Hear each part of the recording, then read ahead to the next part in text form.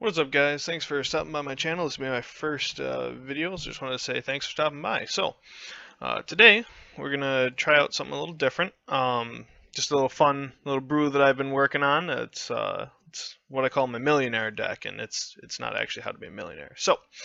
What we're running here is it's a modern blue-black mill deck. It's pretty cool. Basically, I've got, obviously you can see I got like Nahiri Control and Drazatron, a couple other decks.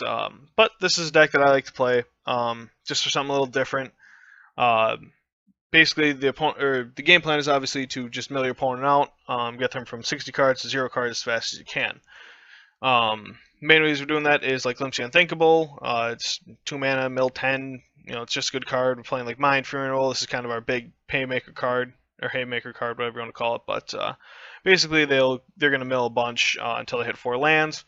Really good, especially in like the Storm and Burn matchups, because they don't really run that many lands. Obviously, Surgical Extraction is great. Lets us just kind of crush our Storm opponent, stuff like that. Tome Scour, just 1 for 5, drawing some cards. Hadron Crab is another one of our haymakers, where if we get this out early and it doesn't get killed, it just kind of makes our opponent have a bad day. Otherwise, Breaking and Entering, basically we're not playing the Entering part, we're just playing blue-black for, milling 8 for 2 mana. That's not terrible, but Archive Trap obviously is another good one too. 13 cards for 5 mana is not really that impressive, but big thing here is that if the opponent searches their library this turn, they can basically play it for free. And in Modern, there's a ton of fetching that goes on, so sometimes you can just get people with this. Now, be warned, we will also probably piss off a lot of our opponents, because most people for some reason, they don't like playing mill, or they just think that mill is terrible off the bat, and they don't really give it a fair shot. But deck does fairly well, fairly consistently, so I figured, might as well. You'll notice here that we are also playing 2 Hallowed Fountains in our mana base. Mana base is pretty much standard, it's 8 fetches, bunch of lands. No shit, it's a mana base, but you got Hallowed Fountains in there, and you got Water Graves just kind of help with the mana. Now the reason to play Hallowed Fountain is because of our sideboard here.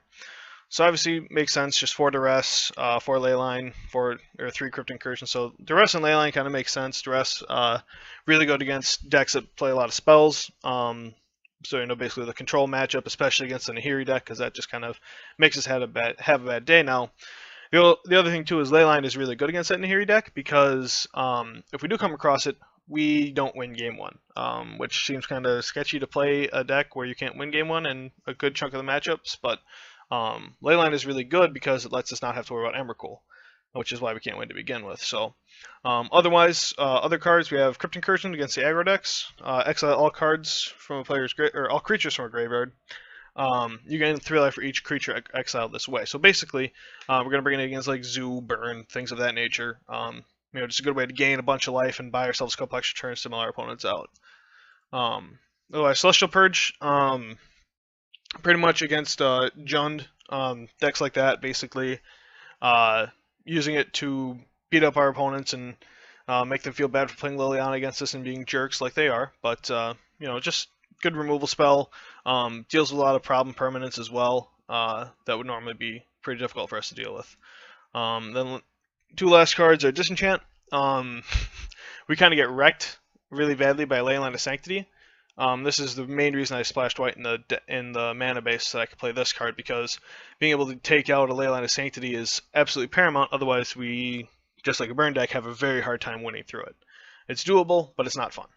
And the last card here is just Dragon's Claw. Just gaining some life against the burn deck is always good. But that's the deck. Hopefully, we're going to play about 4 matches here. Should be pretty fun, but let's get to it.